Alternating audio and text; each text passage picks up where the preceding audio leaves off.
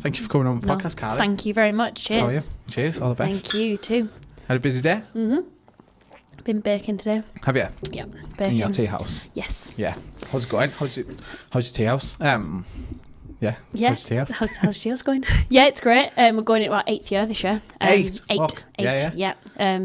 So I was 22 when I started that. So Right. 30, right in there. 30, Yeah, I'm 30. Yeah. Right, I am in about 3 weeks. 2 weeks. I hear. It's exciting, isn't it? Yes, it is. Oh, cool. But yeah, it's going fine.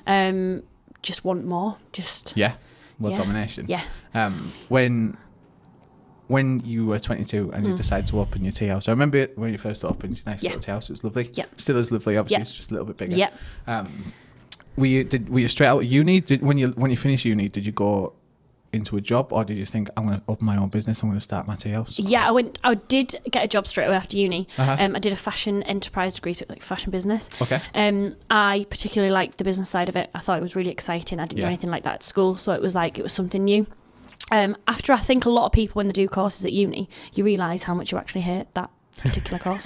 Yeah. So I hated fashion. I've never really been interested in terms of what's hot, what's not. I just like knitwear. So for me, it's more just like a texture. clothing in general. Yeah. I don't really care mismatch things or whatever I like. So I applied for jobs. Got one on as a tailor in Savile Row, so I moved down there straight away. Didn't know anybody. Very, very boring, and decided that it wasn't for me. I wanted to come back home. From a seaside town, just wanted to be back home around my friends, and like you clock off late there. Like sometimes I'd work like 12 till 8. Yeah. And I get home, eat, back in at the early shift wasn't early, but like 10. Because it was proper central. And you just don't get time. Yeah. It's very much like a London thing, isn't it? I know some friends of mine that used to live there and worked there in creative careers and stuff, and they were really big on, kind of said everyone finishes work. And go for jobs. Same thing in China, bizarrely. But finish work. In China, they take it to the extreme. Finish work, they get absolutely wrecked. Fall asleep at the bar, wake up, go back to work. Yeah. In London, they kind of do a similar thing, and you just kind of, home's just a bed. Yeah, it is, because I mean, like, it took me like 40 minutes to get where I was. I wasn't like, I worked central, I lived South London, it wasn't even that far. Yeah. But like, you don't really think about it up here now. You wouldn't be like, oh, I'm going to like travel like an hour and a half just to get to work, like, and then back again. Like, you move there. Yeah. So yeah, it just wasn't for me. And the friends that like I did have down there had like normal jobs, so they worked Monday to Friday. Yeah. And I worked weekends because it was tailoring, and men predominantly have weekends off because they work in the city. So just wanted to come home. Yeah. And when you came home, was it a lack? You know, we're in Teesside. There's always talk that there's a bit of a lack of jobs, and did that spur you on to create it, or did you always have the idea in mind to just open up your well, I came back, it was a recession when it started, so like I started in like the dip of bottom. shit, basically. So I came home with my last wage, which wasn't a lot, and then found the premises, and there was nothing, especially where I am now. A lot more like you've got Bedford Street and Baker Street. Baker Street, which is like done like amazingly, a lot of funding for that, but when I started, like, I didn't get anything. Like, it was just like, well, what are you doing, sort of thing. And so I just went and like had a crack at it. I've always baked, I've always drank tea, but I'm not like a tea like expert. I'm called a tea expert on some platforms, and I'm just like, am I? Okay. you call me that. I didn't call myself that. And it just sort of like came into one. I didn't know what to do. Like, all I did up here was work within music, and I thought, that's just like a hobby. Yeah. It wasn't something that I went to uni with and spent 18 grand on trying to achieve, do you know? Yeah. I did. Yeah, well... it's funny. Phil Saunders told me to mention you being on the Exit by Name Street team today, actually. Oh my God, I was such a youth then. Oh my God, that's really, really funny, I loved Exit by Name. Right. I think I was like 15 and like, oh yeah. It's funny, that first kind of, it almost makes it tangible when it's like a local band that are really good. Yeah. And you're like, oh, but like I could actually be friends. You know, you see someone in Kerrang. Yeah. They're almost like an alien, because it's so hard to like have some interaction with that person because they're a famous person. Whereas you see someone at the George and you're like, oh my God, they're there. Like, it was the Acklam. Was it? It was. It wasn't even Fucking that far. I remember the Acklam, yeah. My mum wouldn't let me go to Stockton. She didn't know I was in Middlesbrough. Sorry, Mum. Used to get the last bus back. Yeah. I remember falling asleep. We'd been somewhere, there was like a monkey Stamper. We fell asleep on the bus. I was like that. Woke up absolute monkey on my face. Was it the new monkey, the Rev Club in Norton, Stockton? No, it was the Yakima. God knows where it came from. I don't know where they dragged that from. But so like when you said monkey stamp, something just popped in my memory there. I must have got stamped by that monkey stamp. I went to Yakima a few times. Yeah, I remember seeing Pop smashing up the bar. Yeah. Yeah. It was good that. So yeah, I used to see them there. Then they just used to need some like youths to give things out. And I was the mug. Well, I wasn't a mug. Yeah. Because then obviously continued to be like a close friend. So how weird's that? Yeah. Strange, isn't it? Yeah. So getting back to tea, I mean, when you opened your shop, was it like terrifying? Did you open the door and... Open the door. I remember the first guy that came in. I think he was like, he'd been on a bender, and he was just like, "I've just won all this money in the casino," and I was like, "Oh great! Like, can I get you a cup of tea?" Like, I didn't know what to do. Yeah. Felt like playing shop. Yeah. And so I was open like Monday to Saturday, like 10 till like 5, I think. And it was dire. It was dead. Right. No one knew who I was. I didn't do any promotion. Didn't do anything. Yeah. And then it just slowly started to sort of build itself up, and then like 4.5 years later I was running on capacity. I couldn't do anything else. So people don't see that that first grind. That like throughout the years I've kind of seen a lot of businesses rise and fall, and a lot do well. You know what I mean? I read a fact, I was told a fact last week by someone who works quite closely with like Middlesbrough Council, and he was telling me that Middlesbrough, after doing some research, is the most entrepreneurial place in the UK. I like that. Everybody in Middlesbrough, there's more people having a crack in Middlesbrough than anywhere else, and I don't know if it's because of a job deficit, so everyone goes, I'm just going to fucking do it myself. And I really like that. I like that in a person. I think it's a really good quality to just go, I'm going to do that. But what people don't see is there's like two sides to it, isn't there? There's all the grafting, like developing a place to getting it to open. And then that's almost like one part. And then the next part, people open the door and then go, where is everyone? But people just do not see that. Like, you've only got so many friends and family, really. And they're not going to come and see me every day. Yeah, but like to a certain point, it's hard, isn't it? It is. How did you kind of get past that? I mean, what was around when you first opened in terms of social media?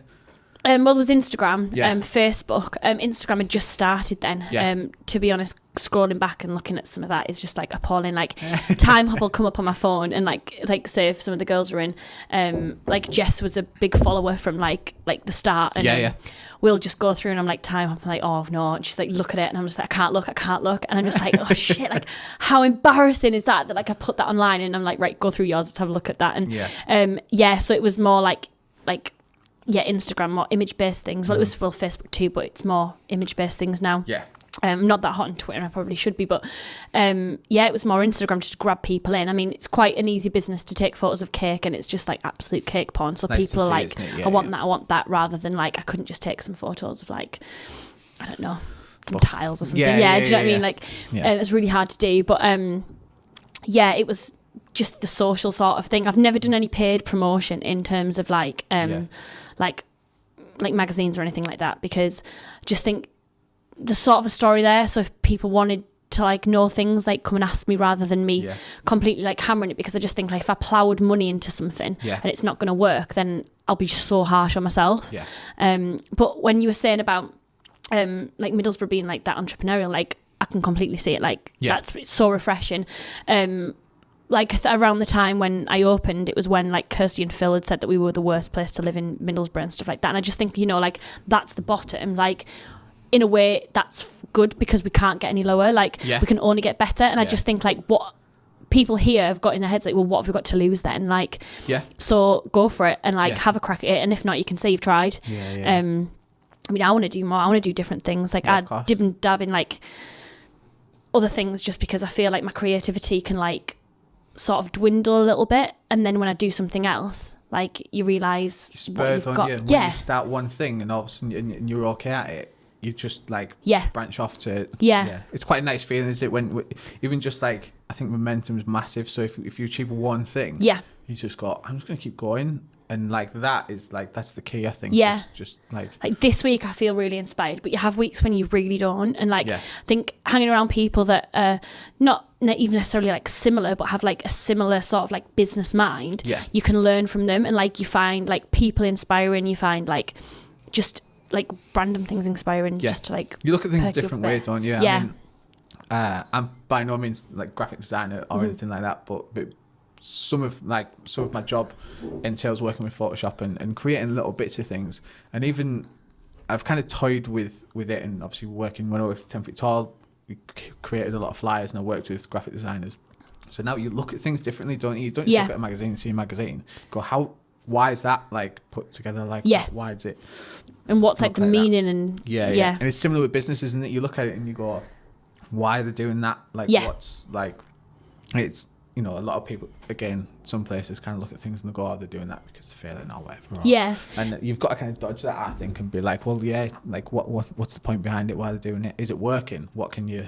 That's it, forward thinking. And I feel that like, because the shop is just like, because the shop's just like me, I've not got a boss to tell me what I should and shouldn't be doing. I'm really hard on myself, and I've got the most creative mind ever. They do not sit hand in hand. Like, they are just like knocking heads constantly. So I'm hard on myself. I'll have like be really, really inspired, and then I'll be like, oh my God, like there's too many things, I can't do it. Like, and it's that just constantly, and you've got to sort of like battle with it, and then like go away, come back to things. But organisation, like, is key when you're feeling organised. When you're not organised, you're sort of like, but don't know what to do. It's funny, innit, when you have days where you're like, some days you just want to, you smash through absolutely loads of stuff, loads of paperwork, don't you? But then for some reason the next day you're just like, it's not. So I'm going to nap here all day. I find when I do that at about 11 o'clock at night, my brain starts firing. I have some of the best ideas I've ever had, and I'm like, I really have to get up tomorrow, but why couldn't my brain just engage in this at 9 o'clock this morning? I'd have had the best day. I feel like this all the time. Like when I'm driving, I get inspired, and like when I'm writing like for my blog, and I'm just sort of like, I wish that you could have this thing in your mind where it could capture what you were saying and then like relay it, because when you try to write it down, it sounds absolutely shit. Like, but in your head you were like, nailed that. No one's there to hear it, just your own little mind. I struggled that with writing a lot. And just trying to express, and you know, you write things and you read it back and you go, that's not what I meant. Like and you're like, it's weird because you're like, the words are right, I think, but the feeling's different, isn't it? So you're like, I've kind of described what happened, but I'm not quite emphasising what I was going through at that point, and that's a struggle. If you sort of leave it as a draft too and then go back to it, you might have been feeling different in 2 days. So that's quite difficult. But inspiration just like hits. I know exactly what you mean. Like on a night, I'll be like falling off to sleep and I'm like, right, I need it. My laptop's always next to me. I'm like, I'm just going to have to write some sort of like gobbledygook stuff down that hopefully will make sense in the morning, because I feel that when it's out there, like it's better. I've got some notes on my phone, and something I just show Ray, friend, them, because I've got like a list of film ideas or just ideas, and some of them make no sense at all, because I've woken up at like 4 in the morning and I'm like type and I'm like, amazing, and I put it down and I get up the next day and I go, what was that? And I look and I go, no idea.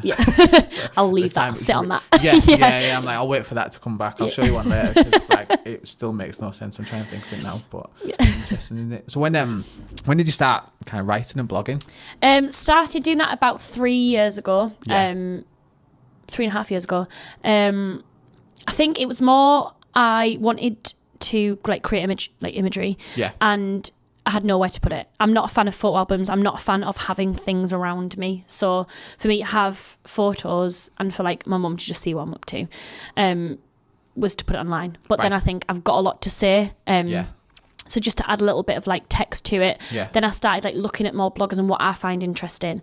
And it was more like the proper like home heart. It's not even a saying, like when it's like very homely, like I'm making words up. Home heart. Home hearted. Yeah, thanks. Copyright. And it's sort of like images, then writing, then images, then writing. Just so it's like more like a visual diary sort of thing. And obviously that's like evolved over time. And it just was like a place where I could put things. And then I'm really interested in the area, and I love eating. So they went well together. So I'd go and like visit places, eat, and then other places would open and be like, oh wait, we like what you did there, like come and try this. I wasn't obliged to say like this is absolutely class, like obviously I probably wouldn't post it if I wasn't interested in it, but yeah, it just started that, and be able to promote things in the area I thought was like amazing, just me to do it. And then that sort of like snowballed a bit, but it is just a hobby. I can't keep to a schedule. I'm not a full-time blogger. Like I'm a business owner, like where you can have like completely busy times and then other things. I've got a few ideas for things up and coming. Again, I'm really hard on myself if I don't do certain schedules and stuff. So I need to sort of like let that go, because I'm not a blogger. Like it's a hobby. Like it's almost that reminder, isn't it? I mean, I wrote obviously for a while, and I still do, but in a slightly different capacity. I just I had to force myself to get deadlines, so that then I had to do it. So I'd go right. I'd make like a mental thing, like I'm doing it with this, and it's proven quite difficult, but I'm enjoying the challenge, because with this I said I want to run out every 10 days. And it's obviously it's not that easy. I need guests. I need to make sure that the room's like clear, that there's not bands practicing next door like there was last week. Hi Chaz. But so that I'm my own worst enemy for that, because I did it with writing for it when I was writing for the magazine, which is no longer being printed. But I don't remember emailing the editor with a few ideas and going, this is what I'd like to do, and he was like, yeah, sounds great. And I kind of went, I'm gonna send you one like every week, and he was like, it's all right if you don't. Like he was like, it's okay, like because I was just coming to him and we'd agreed on an idea, so I guess to him it was just a bonus. It was just an extra bit of content for him to start with, and obviously he helped develop me and helped develop my writing and edited some little bits for me, but I was like, no, I'm gonna do this every week for you. And he was like, I could kind of like hear him through his email being like, you sure? Because you need to set yourself your own deadlines, otherwise you like you won't do it. Forget, don't you? You just go, oh, well, I can do it whenever. So when am I going to do it? So, but then like it's crazy, isn't it? Because we're setting ourselves our own deadlines, but we like doing things where we're the boss. You know what I mean? So I'm creating a boss.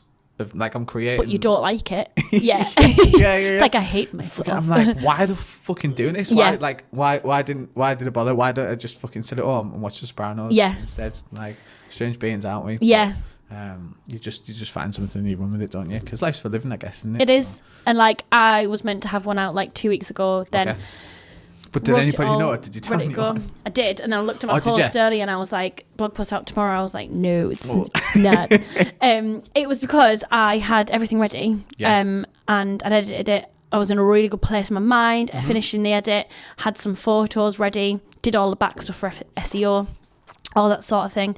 Went to post it out the other day and I was like, oh, that draft didn't save. But I was saving it. I was saving, previewing it. So I don't know what's happened there. I did ask on Instagram stories today, but a few people got back in touch, but the moral of the story is that post is gone. No one can bring that back. Do you want to just ad-lib it now? Well, yeah, it's partly there, but it's about like 2000. Is this the next one that's coming out? Oh, it's my first one, because I was one.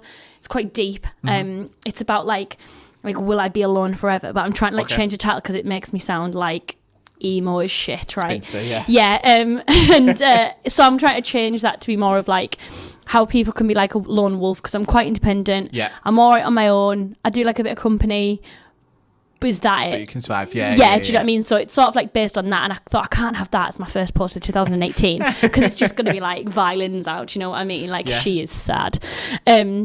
So it's about like your hopes for 2018 and all this shit. Like I think it's great, right? People have had time in December. They've had a few days off, weeks off. I unfortunately didn't. So I didn't have time. It's like the busiest time. I didn't have time to think, oh, well, what do I want for 2018? Write everything down and have it as like a proper structured guideline. Like things happen, things change. And basically like 2 years ago, I was like the sort of person that would need like long goals to survive. Life took a different path, so it needed mixing up. So my best friend was like, well, why don't you like just run it month by month and just see what happens and have the best freaking year? Like loads of crazy shit happened that I would never have imagined. I was everywhere. Like I didn't even know where I was like the next month and things, and it was great. Focus was quite hard to track down, but you know, it was a year of living like that. So this year, enjoy yourself. I was sort of like, let's merge them both together and see what happens. So it's about that, not being hard on yourself. Like, it's fine if you don't set yourself these goals, these targets, like, because I'm hard on myself. It's all right. It's to say to people, like, it's all right that if you haven't got these goals, just like, you do you and do what you want. Yeah, that's a big thing, isn't it? You do you. So there's you can look at things on perhaps social media and be like, oh, I wish I was doing that. And do you know what? It's bad for it. It's brutal. I do it all the time. Find myself scrolling. I'm like, what are you doing? Like, get off that. Read your book. Well, not even. I think it's given us all, unfortunately, unrealistic expectations. So, I mean, and I do it with my Instagram. I don't post everything I do every day because it's boring. Because I spend a lot of time sat on my laptop. I spend a lot of time like just sat in places fleshing out ideas. No one wants to see it. But if I'm like on holiday or if I'm doing something exciting, I'm doing a podcast, I take a photo and I put it, and it's like highlights, isn't it? It's the highlights. So, but you don't think about that when you look at other people's posts. You see someone at the beach and you go, fucking hell, they're always at the beach. Why isn't my life like theirs? And it's like it's really like I find myself getting sucked in and I'm like, no, get off, get away. I'm like, just remember these normal people that have shit jobs. Well, not shit jobs, maybe some have good jobs, but normal lives. That are like, just a bit like same. Like the thing is, like, my life can be like 90% of the time. But I like to show that, like, I find people, I get inspiration from people that are doing just these normal things. Like, I would, like your stories, like, even if you were just, like, office writing, like, it doesn't bother me. Like, I find that interesting because that's you, that's who you are. I'm interested in you as a person, not, like, what, like, your highlights are. Like, I'm there for, like, who you are. So, like, today I posted something out about coming here. I've got plans tomorrow. Oh my god, and then Friday, something happened on Friday. I'm like, shit, what day is it? And then Saturday, like, I'm doing a shoot with someone who's like I'm absolutely like blown away by it. And like, that looks, if I just put that out online, that looks like shit, she's doing this. But then, like, I've been in the shop, like, literally covered in icing sugar today, like bashing out loads of frosting. Like, so the other part of it, I was like, I'm doing this.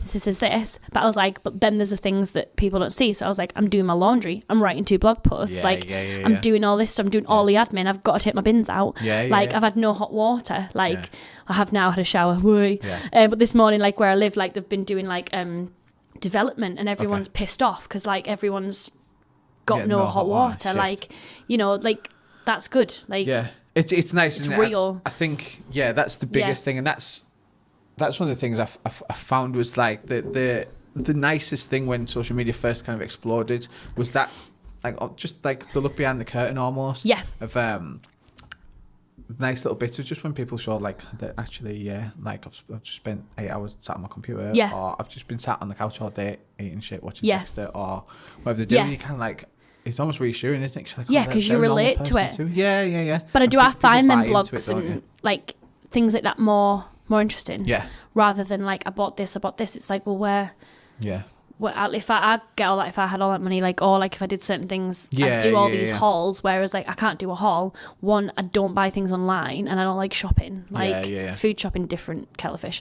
But clothing, couldn't be asked. So it's not me. Do you think it's? I mean, I guess people whose brains work a bit like ours do would probably, because we look like a bit further past everything. Do you think that's maybe why? Because we're maybe just seeing so much stuff and met some interesting people and cool people. I think you go, actually, like it's all just a bit of a facade. What's underneath that? Like maybe our brains have got a few more, like, not layers, but like we've seen things and how it can affect like people, businesses, like relationships. We can see, as you said earlier, like advertising, like the reasons why, like some people might not, but because our brains are like, like we want to know why, like we don't want to know that's something, see the end and that's product, that we want to see why, we want to see the reasons behind it. Got there. It's like behind the scenes stuff, as you say, like with my Instagram, which is at the Tea House Middlesbrough. Well done. First Thank plug. you. Woo!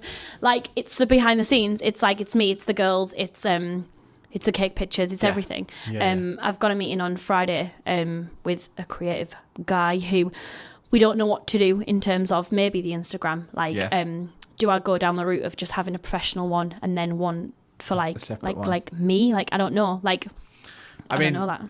Obviously, whoever it is probably a bit more of an expert than me, and I toy with that a lot. I kind of create lots of things, you know. When I was writing, I was like, should I create a separate Instagram for my writing, like, or a Facebook page?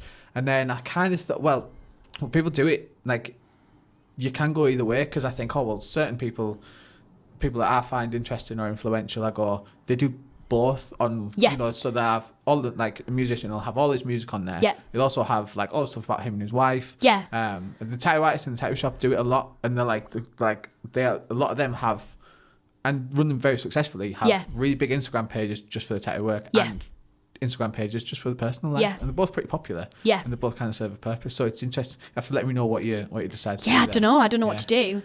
I think I might ask, like, obviously some of my followers, the same followers that was like, are you ready for a blog post? And like 75% were like, yeah, 25% were no. And I was like, cheers. Like, should I even put myself, this is why I don't put myself like out there. And like one of the girls in the shop was Welcome just like, to the internet. it's just brutal. She was just like, who even says no? And I was just like, yeah, just unfollow. Like, I don't know. What do you want from me? I probably shouldn't have put it out there, but I've learned a lesson. Don't put your ass on a plate. Like, it's funny, isn't it? Yeah. I mean, it's you can, again, with the tattoo shop, you can kind of go like, you know, you could say, is this a good tattoo? But you just open the door there, you know what I mean? To the trolls of the world. It is, and I don't want to, I mean, you put yourself out there to be trolled, but like, you know, just don't. It's funny, I think, certainly for around here, you were one of the first people that really injected a lot of personality into your Instagram, and I think it had a massive benefit, just to people getting to know you, and put a bit of personality around the tea house. But we spoke about ratios, can you remember, like years ago? Before even that, it was before I even went to London, I think. And we were on about like about how about how it looks, and I kind of developed a lot of similar ideas when I was in a band, and just like curating it and using it as a tool more than just like a social thing. It's fine if you just use a social thing, you just want to send like show pictures so your mum can see it, whatever. But there's I think you were one of the first kind of people that I saw, at least, that really saw like a thing in it where you go, I can drive the fuck out of this and do really well. But your voice came across really well. I think a lot of people might learn from that around here. But you were similar with your shop, because like you were saying earlier, and I know Nikki Peacock calls you the OG. Cause she does, in terms of like independent, like, you can't really go to any town or city now without there being an independent coffee shop, a nice little record store, and it's fantastic. I love it. I like it all, but like, they were really hard to find 8 years ago. There's like, nothing. You couldn't go anywhere. You'd be very hard pushed to find a nice little tea house.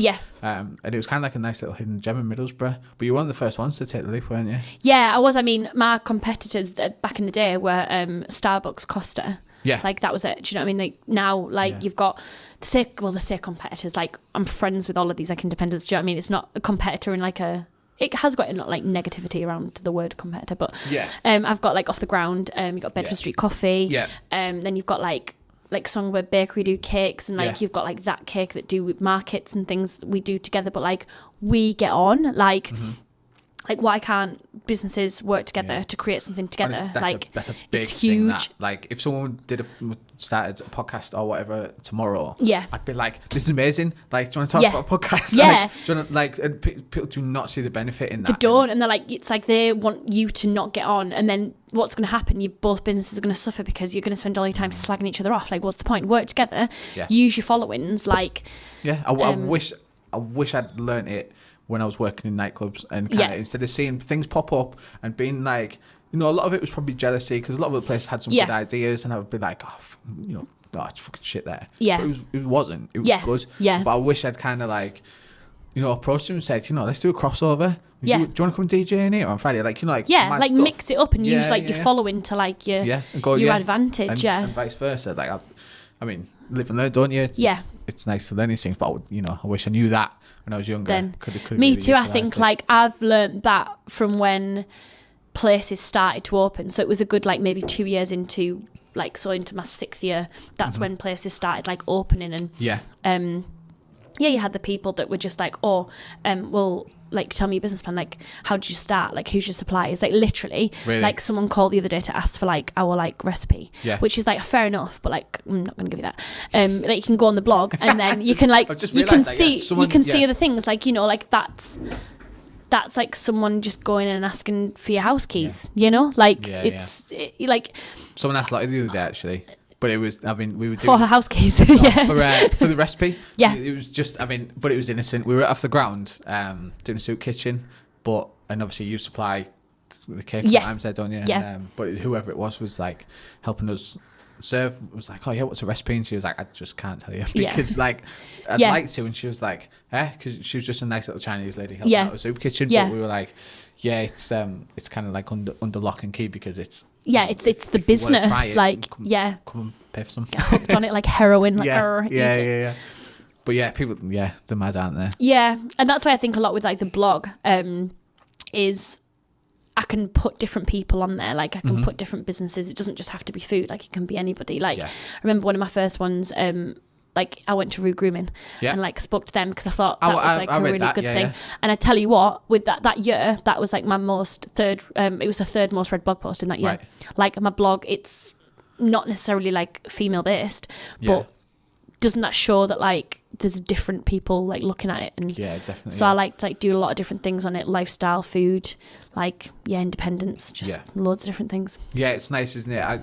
Again, with creating this, I kind of thought everything I was reading online was kind of going like be really specific. So come up with, if you're going to do a podcast, do it on 80s arcade games. Yeah. Because if you think of all the people in the world that can access the internet, there's probably going to be 1,000 people that are interested in that. Yeah. And there'll be diehard fans, there'll be diehard followers, and like that's it. And then you've got your like target market almost. And I was like, thought about it, and I was like, nah, I'm interested in too much stuff. Like I like too many people. I like too many things to just go, I'm going to do an MMA podcast because I don't want to pigeonhole it. I just want to do what I want to do. But I think it's great what you've like done because obviously, you've had Reggie on it. You had the MMA guy. Is that Doug. how you say it? Yeah, Doug. Chris Douglas, and then and Phil. And for me, it's sort of like I don't have any tattoos. Like I'm not necessarily like interested. I like in them for myself, but I appreciate the artwork and I appreciate like what comes with it. Yeah. So like I'd watch that one with Reggie in it. Do you know what I mean? I'd watch the one with Phil, but then like, and I'd be like, do I really like MMA? Am I into that? No, I'm not. Yeah. But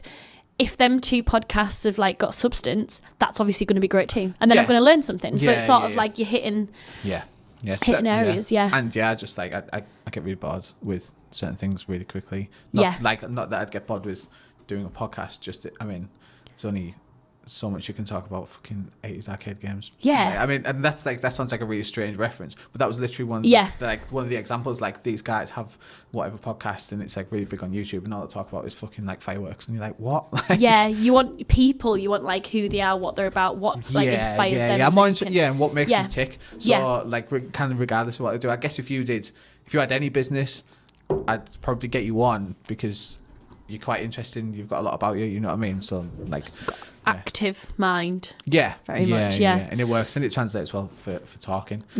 How did you end up on TV? TV personality, that is it a garden secret or? No, it's a story. Okay. They call me the tea expert, so they labelled me that. I have been trolled on Twitter too, so that was great. So basically, I am a massive Sunday Brunch fan. Right. Huge. Loved it for years. Yeah. You sit at home, watch it, text my best friend on about it. You know, I'd be like, cheers, Gemma, cheers, Carli. Like, you know, if you watch it, you get the reference. Okay. Because you might be lame like me and do nothing on Sunday. Yeah. It's at the end. There's like people putting photos and they're like, cheers, Tim, cheers, Simon. Right. Okay. Right. Sorry. So, always loved it. I remember being online. And there was like an article on about have you looked in your other folder on Facebook, right? See what like creepy things are like depths and stuff. So I was like, fucking nightclub go on, I'll give it a go. There'll be nothing in there, will there? Oh yeah, there was a Facebook message from the series producer 6 months previous asking if I would like to go on Sunday Brunch. Yes. I cried. I was happy. These weren't happy tears. These were like, I have fucked up. Like. Yeah. Because, majorly, like, oh my God. So I was like, get your breath, right, messaging back. So I was like, shit, like, this has gone in my other folder. Like, I can't even believe this. Like, have I fucked up? And he was like, no, like, definitely not. So I went down to London about 2 weeks later for like a meet to see if I was TV worthy. I didn't have braces at the time. So probably a bit more tea-worthy. Tea-worthy? Tea-worthy. TV-worthy. Tea on the brain. So went down and we did, the first show was tea and cake pairings, which was fine. Second show was Christmas tea and cake pairings. Okay. Third time, they sort of like upped the ante a bit, got a bit more airtime. Yeah. And it was basically at the end of the show, they cheersed him. Cheers time. Simon, what is wrong with me? It's that beer, like that half a beer. She's a bit crazy. Yeah.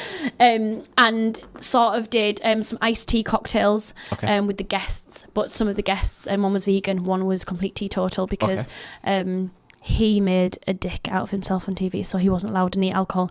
So I had to remove the alcohol a few days before, which just shot a spanner in the works. Yeah. So that's when the trolls came out. Can you even believe it? Like, imagine turning up for Drinky Poos, it was called, without any alcohol. I just thought, well, it wasn't really my fault, was it? I don't write the script, you know. It's not my fault he can't drink alcohol. Then the fourth time again was Drinky Poos, and it was Mother's Day last year actually.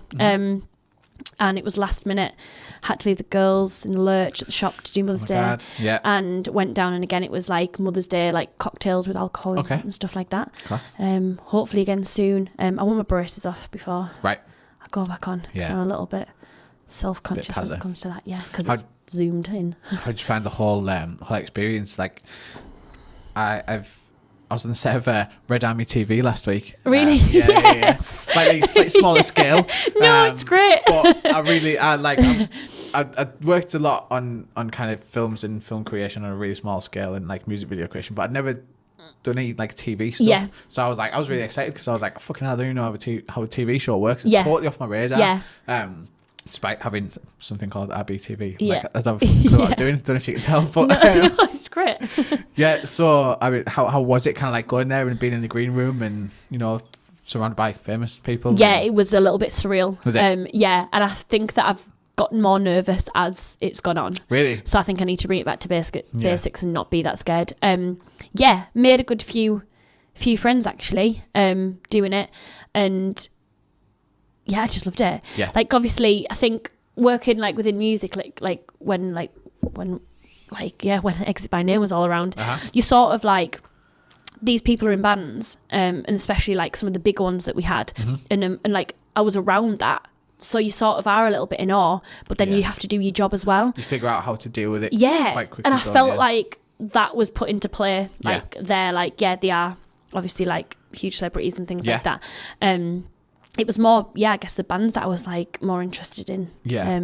Really, but kind of prepares you for it, doesn't it? It is just fucking brutal when you see people kind of like not fangirling, melting. Yeah. And it's awkward as. Yeah. You want to save them, don't you? And you're like, oh my god, this is fucking brutal. And then you're like, so there's just normal people. Yeah. Over time, I mean, like very low on the kind of celebrity list, but I worked with a lot of bands and a lot of people that have been in the public eye and people that I respected and admired as well. So you kind of like, but you learn very quickly to deal with that. I once told the singer of a band called Cancer Bats, who I used to absolutely love.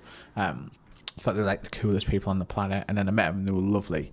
And they played at the Crypt in Middlesbrough, and somewhere along the lines, like, ticket sales weren't very good, but I didn't know, and I just kind of I'd basically heard the promoter trying to like saying to people, oh yeah, ticket sales have done really well, doing that thing where, because if you go, oh yeah, it hasn't sold very well, you put people off so they don't want to come to the show. So I'd heard him beefing up all these numbers, and so I just had this like figure in my head that, I don't know, say it was 400 tickets, and then I was talking to him, and he was like, oh, do you know how it's sold? And I was like, oh yeah, sold like 400 tickets. And he was like, he fucking broke down in tears. He was like, what? He was like, we've been playing shows, like even London we only did like 100 people, and he was like, really? 400. He was like, oh my god, this is amazing. Like, and I was like, yeah, it's pretty good. I like felt really good.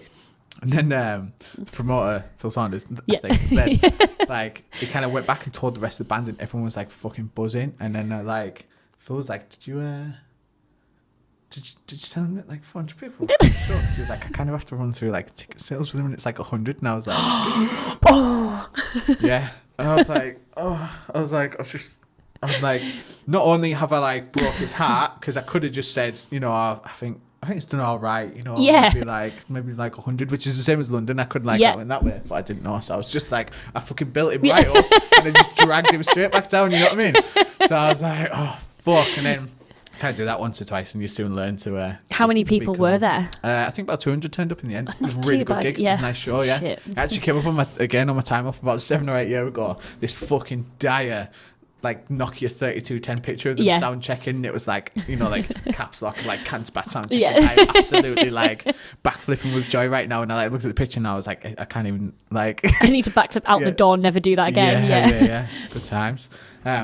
You've done some touring recently, haven't you? Yeah, I have. I said just got back. Time's flown. November was my last one. I did a European tour. That was great. That was with the Waterboys and their support, Sophie Morgan. Okay. But I started just by having a van because girls have vans. It's something that girls aspire to have, isn't it? Miss your van. Yeah, I do. You know what? I'm going to go sort it out tomorrow. I'm going to go give it a little stroke, I think. I had a van and a local band, Catlin Kane, they were needing someone to drive a van. Yeah. And like Henry, the manager, was like, oh, I need someone to drive a van. Like, is your van like, will it work? And I was like, no. Like, I am lucky, and I'm like, yes, if I can drive it down Linthorpe Road, like, and it gets there, like, and I'm like, yeah, there's one more journey out of that. Right. So I was like, no, I can't, but I can drive a van if you want me to drive a van. Okay. This was May. Again, taking in what my best friend had said about month by month, and I was like, yep. And he was like, well, do you want to do it? And I was like, yep, do it. So May, we had a spring tour. Even though May spring ish, yeah, back end of spring, May tour. So we did a lot of the UK, and then that was like about a week and a half. Then we did an acoustic tour, and then I got on this Waterboys tour.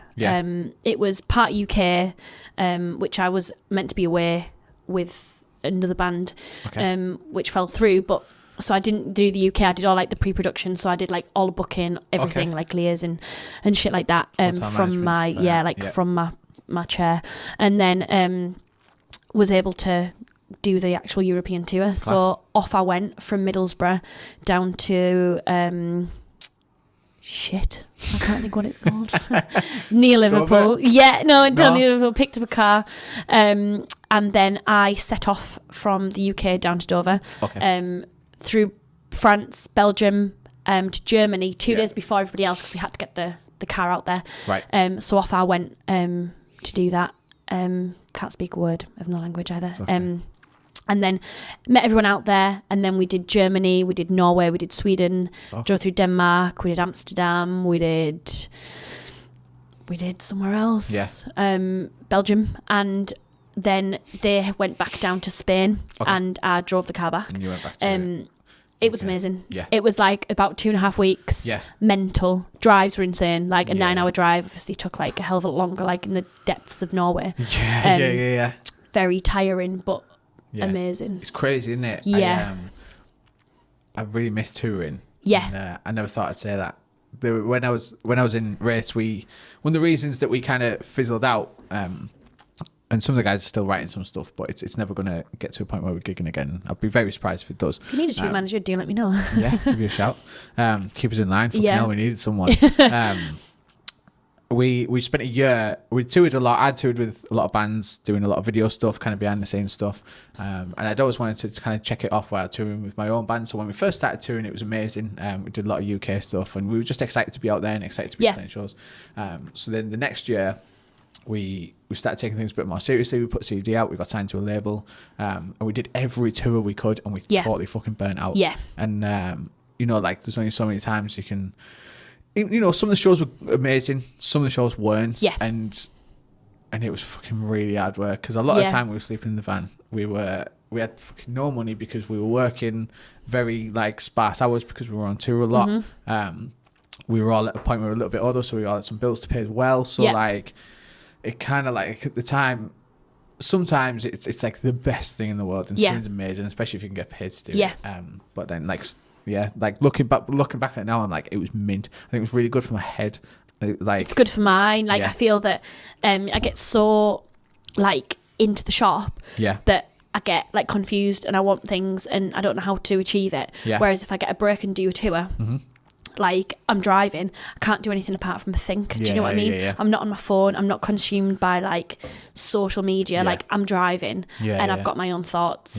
So that works really well. But again, like touring's hard, like especially when you're in a band as well. Like fees can be like great, but then they can be shit. You were basically doing this tour to promote yourself. It's not about money. Sometimes tours cost you money to do. Do you know what I mean? Look, unless you're the fucking Rolling Stones, it's very hard to make a lot of money. Really hard. But like the fun that we had on them, like I'm going away with Carli and Kane again in April. Wicked. And I wasn't meant to be on the tour, but they need someone to tour manage them, as we call it. And tour manage. Tour manage. Oh yeah, whip them into shape. So I've got that, and like I can't wait, and it's perfect. And then I've got another one in March. I'm waiting on a phone call. He was meant to call the other day, but and that's going to be UK as well. Class. There's nothing too abroad at the minute. But yeah, they're great. They're the perfect amount of time. Good, isn't it? But it does take me a bit to get back into the swing of things when I get back. It's hard work, isn't it? Yeah, really hard. I hope my mum doesn't listen to this or watch it, but I remember when we compare it to, I went to Leeds Festival one year at some point. I was young, 18, 19, and like, it's similar headspace where like when you're on tour, you're almost like, I don't know if it's different with Carli and Kane, but you feel like a gang because you're a gang. You've got to protect your own. You make friends with people and stuff, and that's like great, especially if you can get along with the other bands that you're touring with. But you know, promoters can rip you off if they want. You know, like people are fucking dodgy. People might try and rob you. Like literally, like steal things from your van. Happens all the time. So you're like, you bond, don't you? You're like total bond. Knitted circle. And similar, like, I don't even know why I was bringing up that Leeds Festival thing now, but like it's a similar thing with the people that you go to a festival with, because you end up like really tight and really close, and you just end up a bit feral, don't you? You do, literally, like. It's everything. Like you go into the venue together, like, you know, I've got to sort them out, make sure that everything's all right. If there's a problem, like I'm the one that deals with it, which is fine because that's my job. But it's sort of, I'm that point of call for the band, but I'm also the point of call for the promoter. And you sort of like got to balance that. And then you got to get to the venue. Not the venue, you've got to get to your accommodation after, and then like some people might be a little bit more tired than others, and it's sort of like it's the balance. Exactly. You pick and choose when you can go out and get wrecked, and when you might upset someone. If you know you don't want to come across unprofessional, but you don't want to come across boring. It's tough, isn't it? It is. When I was with Race, I mean, I was tour managing and drumming. Because I mean, we had friends on tour with us that did merch and stuff, but so I didn't have that worry. Because I was in the band, so I was like, actually, I can do it the fuck I want. So I can get, as long as I can get up tomorrow and play drums. That's all that matters. So see, I'm quite strict. Like I may like. If we get to a venue early, like I might just have a beer, then I'm done. Do you know what I mean? Like as long as I know I don't need to go anywhere. Whereas like Europe tour, I was like I'm not even having a drink. Like I'm not even like entertain the idea. And you like beer as well, don't you? It's very good of you. Wow, what is going on with this microphone? Like flimsy hands. But yeah, it's like getting into a venue with like your team and making sure that you're all right, and then literally you are together 24/7. Like it's been nice for Helen because like she hasn't had a girl on tour with her. I mean, it's great. The boys are absolutely class, right? Obviously it might be a bit harder in ways sometimes because it's a family and like they're her brothers, but to have a girl there, it was great. Like we get on amazingly. Like I get on with all the boys, like absolutely fantastic. But when there's a double room and you can blag it because you're two girls, you're like, get in. Like Europe, it was sort of like the singer and her boyfriend, her mum and dad, and then me and like the two guys that were in the band. So like seriously, nearly like every night it was like two twin beds pushed up against a wall. Bear in mind, one was like, he was about like 7 foot or something and he had night terrors, and that was a nightmare. I was like, I'm on the end. And we just used to like 3 in a bed, like in the arse end of like Sweden. It's called Little Sweden or something, this place where we stayed. Mental. But then you get back and like, I'm like, I miss everyone. I have to like nip over to Thornaby to see him just for a cup of tea, just to like. It's definitely that like cohesive bond. Like there's like Dill, who played bass in Wraiths, he left after a little while, but because it wasn't quite for him. Like, he's coming on the podcast, and the other lads that were in the band, it's a very strange relationship, isn't it? Like, I could, like, I haven't spoken to Charlton for a while, who was a good friend of mine who played guitar, but I could, if I went for a beer with him, like, the stories and just that bond's just there instantly, isn't it? Because you spend so much time in such a close knitted.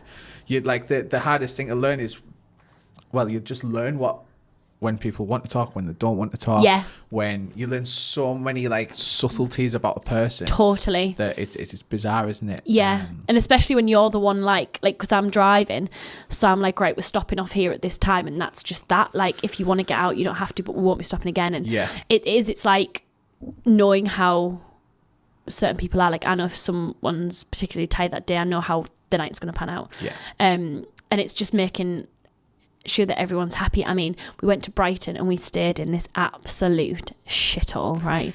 And I was like, for me, I'm just like, as long as I can get to sleep, like, I really couldn't give a shit, right? Yeah. It was vile. We were fighting over who was going to stay on the tour bus, like, because we were just, there wasn't enough room for everybody, and we were like, no, I'll go. And I was like, seriously, guys, I'll take the van, like, it's cool. It was like a submarine jail is what I can tell you what that looked like. It was really weird, and it was awful. Tensions were running freaking sky high, to say the least.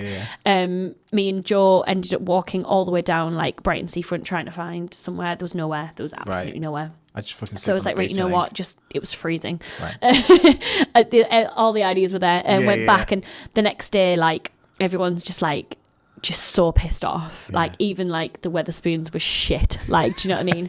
And so me and Helen went back to the van. It was raining. It was absolutely pouring down just to make things worse. And we had every time I've been to Brighton, it's been sunny and it's been fucking mint. It was awful. It was gross. And we had a really long drive, I think, somewhere else. Yeah. And we were just in the van and we just couldn't stop fucking pissing ourselves. We were like, how shit is this? Like, and we were like, it was just so bad.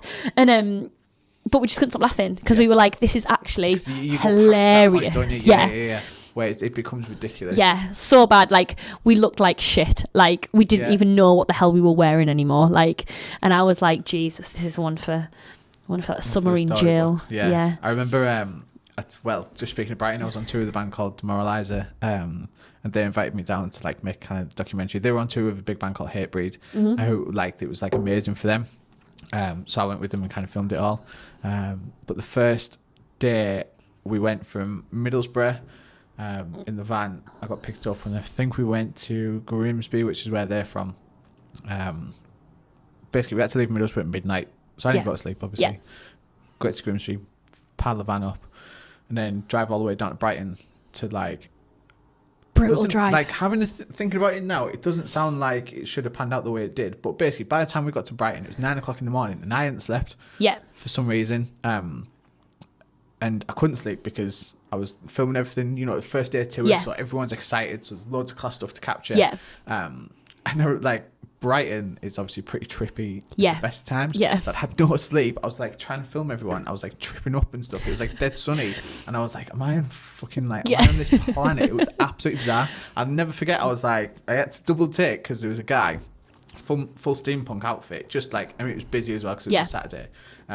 Just reading like scripture from a book that he had in his hands. Like, didn't even have like a thing to put money in. This is just this guy's gig. It's just what he does. Just like literally had his face painted, just a full like steampunk outfit. And I was like, is that happening? Is he there? Am I gone? Have I just like, it was bizarre. But it's just thinking there when you were talking about touring and stuff, like, there's so many stories. Yeah. I'm panicking that I'm going to forget them, so I just thought I'm going to write them all down in a memoir. But if better, I might just do a blog of just like just tour stories, and just keep it up not keep it up forever, but like make sure it's on the internet forever, so that when I'm 90 you can look back on it. Yeah, I remember when I went to that water park and I was deaf. I had to cancel the end of the tour because I got so much water. You know what I mean? Like, that's another 20-minute story that like, I'm like, I feel like that should be on the internet somewhere because there's some fucking gold. Like, I started documenting the day by day, but then obviously like managing them, driving them, then like, do you know, like it was really like freaking an extra hard. job, isn't it? It's not easy and I want to enjoy it, but